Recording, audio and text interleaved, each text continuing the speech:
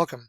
I'm the indie dev of CWDI Games. In this video, I'm going to show you the limitations of the scene, the size of the scene, the size of your game world in the Flax engine. How big can you go before you have issues? Okay. Now, this video, from Final Factory, November 5th, 2023. Watch this video.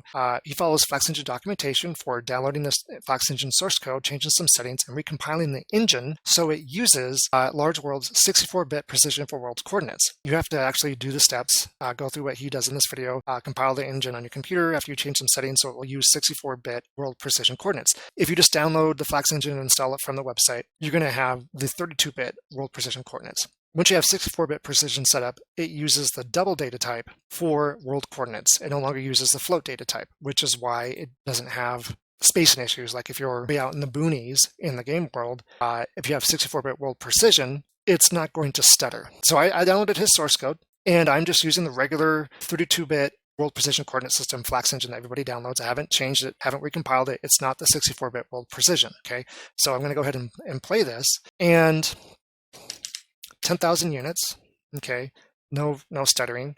We go to 20,000, and what this does is you see right here, it changes to 20,000. Now you notice there's some little stutter here, just a little, okay. Let's go to 50, okay. It's more pronounced. This is really unplayable at this point, okay. All right, now let's, so we have 100,000. Okay, let's add 3 more zeros. Heck, you know what? Let's just add a bunch of zeros. And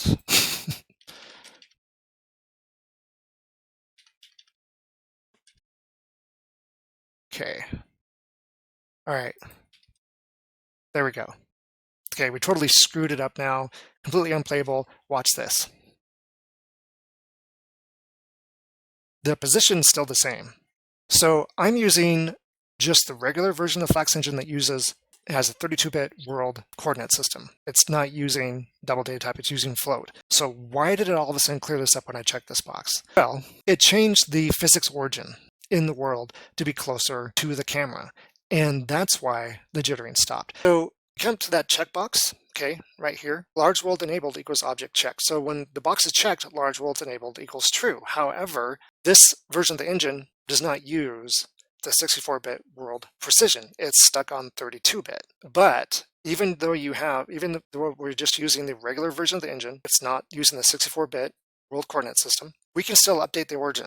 And that's what happened. It updated the origin, it moved the physics origin closer to the camera, and that's why jittering stopped. It went back to normal, even though we were clear out in Never Never Land. Okay, we're going to move everything back to 0. So now we're at world position 0, 0, 0. Everything's messed up because the physics origin is back close to, what is this? 1 billion X units, 0Y, 0Z. So the physics origin is now around 1 billion units away from us. And that's where we're having issues. Well, we're going to update the origin again.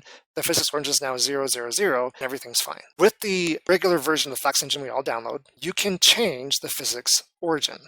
And that's why this code meant for the 64-bit world precision version of the engine works with the regular 32-bit world precision of the engine, because in the regular version of the Flax engine, you can change the physics origin very easily. Just type in a line of code, change it to where you want, you can update it to where the camera is, problem solved. But it does seem that about 20,000 is the limit. If you don't want to mess with the physics origin, 20,000 units. Thank you for watching this video.